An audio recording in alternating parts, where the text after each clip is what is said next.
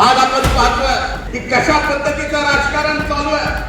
अशा राजकारणामध्ये माझ्यासारख्या व्यक्तीलाही वाटतंय की खरंच आज ज्या पद्धतीचं राजकारण चाललंय जाती पाती धर्माचं, अशा जाती पाती धर्माच्या गलिच्छ पातळीला पोहोचलेल्या राजकारणात आपण राहू का नाही, हा विचार जरी मनात आला राहू का न राहू, पुन्हा वाटतं उपेक्षितला उपेक्षित माणूस लहानातले लहानी जातच्या सगळ्या गोष्टी आपल्याला पुन्हा समजा एकत्र प्रस्थापित करायची। आज जरी जाती पातीमध्ये वाद निर्माण होत असले तरी आपल्याकडं या महापुरुषांचे विचार आहेत। बाबासाहेबांनी तयार केलेला तो विभाग मला आजही आठवतो। मी राज्याचा विरोधी पक्ष नेता होतो। विरोधी पक्ष नेता असताना मी विधान परिषदेमध्ये अशाच अण्णाभाऊ साठेंच्या जयंतीच्या कार्यक्रमाच्या निमित्तानं काही दिवसानंतर अधिवेशन झालं आणि त्या अधिवेशनात विधान परिषदेमध्ये मी ठराव मांडला की साहित्य रत्न लोकशाहीर अण्णाभाऊ साठे यांना भारत रत्न दिला गेला पाहिजे आणि हा ठराव विधान परिषदेने एकत्रित एकमतानं घ्यावा आणि केंद्र सरकारकडे पाठवावा। सामाजिक न्याय मंत्री झाल्यानंतर सामाजिक न्याय विभागाचा मंत्री म्हणून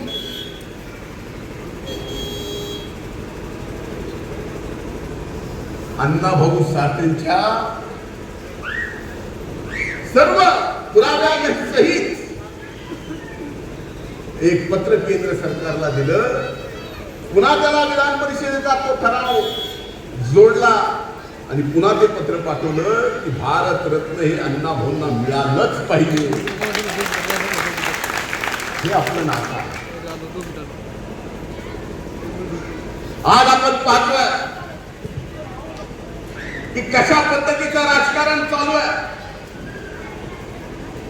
अशा राजकारणामध्ये माझ्यासारख्या व्यक्तीलाही वाटतंय की खरंच आज ज्या पद्धतीचं राजकारण चाललंय जाती पाती धर्माचं, अशा जाती पाती धर्माच्या इतक्या गलिच्छ पातळीला पोहोचलेल्या राजकारणात आपण राहू का नाही, पण नंतर लक्षात येतं हा विचार जरी मनात आला राहू का न राहू, पुन्हा वाटतं की उपेक्षितला उपेक्षित माणूस लहानातले लहानी जातच्या सगळ्या गोष्टी आपल्याला पुन्हा समजा एकत्र प्रस्थापित करायची। आज जरी जाती पातीमध्ये वाद निर्माण होत असले तरी आपल्याकडं या महापुरुषांचे विचार आहेत। छत्रपती शिवाजी महाराजांचं राज्यात प्रबळ जाती धर्माचं ते उदाहरण, बाबासाहेबांनी दिलेली या देशाला संविधान ते उदाहरण, अण्णाभाऊ साठेने दिलेले साहित्य, त्यांचे विचार, त्यांची शाहिरी हेच सांगते की जात पात धर्माचं राजकारण नाही करायचं। जे आपल्याला मिळाले त्यांचं थोडं थोडं तरी आपण आपल्या अंगी अंगीकृत करावं। एकदा अण्णाभाऊ साठे एक साहित्य लिहित होते। त्यांच्या खोलीमध्ये साहित्य लिहित असताना एक दिवस झाला, 2 दिवस झाले, 3 दिवस झाले, अन्नाचा कण पोटात गेला नाही। अण्णाभाऊ साठेंचे मित्र अण्णाभाऊंना पाहायला आले। त्यांना कळालं की 3 दिवस अण्णाभाऊंनी पोटात अन्न ठेवलं नाही। त्यांनी विचारलं, अहो अण्णा, तुम्ही 3 दिवस झाले उपाशी आहेत आणि उपाशी पोटी तुम्ही लिहिता। अण्णाभाऊ साठेंनी उत्तर दिलं की मी ज्यांच्या प्रती लिहितोय ती माणसं माझी उपाशी आहेत, ते भरल्या पोटी लिहू शकत नाही। हे अण्णाभाऊ अनेक जणांचे इतिहास पाहिले, ते इतिहास राजघराण्याचे, त्या इतिहासात त्या राजघराण्याबद्दल लिहिलंय, त्या राजाबद्दल लिहिलंय।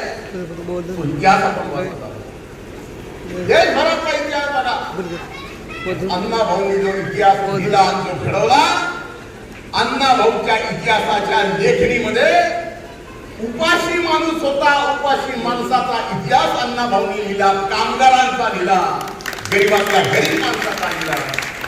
हा इतिहास जगभरामध्ये दुसऱ्या कोणीही लिहिला नाही, तो अण्णाभाऊंनी या ठिकाणी. अरे असे किती उदाहरण. लोकशाहीमधून अण्णाभाऊ म्हणायचे, अरे अंधश्रद्धा बाजूला ठेवा, जे करायचं श्रद्धेने करा. त्यावेळेस सटवाई, म्हसोबा, परातीला सुद्धा पैसे चिटकायचे.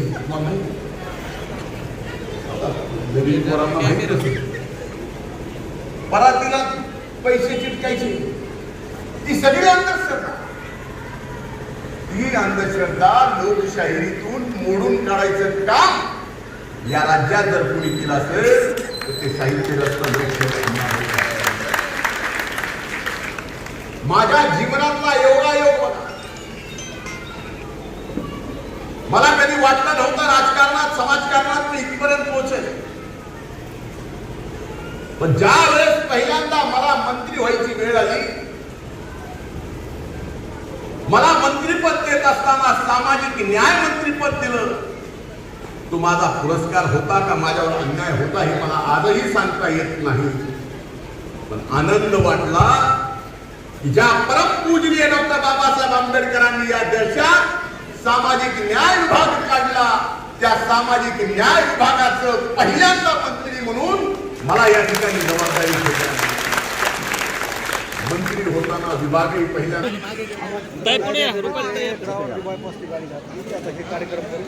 या ठिकाणी सर्वांना विनंती आहे, यानंतर या ठिकाणी ना संघर्ष ना तकलीफ है, ना संघर्ष ना तकलीफ है, फिर क्या मजा है जीने में, तूफान भी रुक जाएगा. सगळे खालीपासून दाखवते, खालीपासून काय दिसते आदरणीय धनंजयजी मुंडे सगळ्यांचं स्वागत होत आहे. आपल्याला विनंती आहे जोरदार टाळ्यांच्या गजरामध्ये आदरणीय धनंजयजी मुंडे साहेबांना जोरदार जोरदार जोरदार टाळ्या पाहिजे.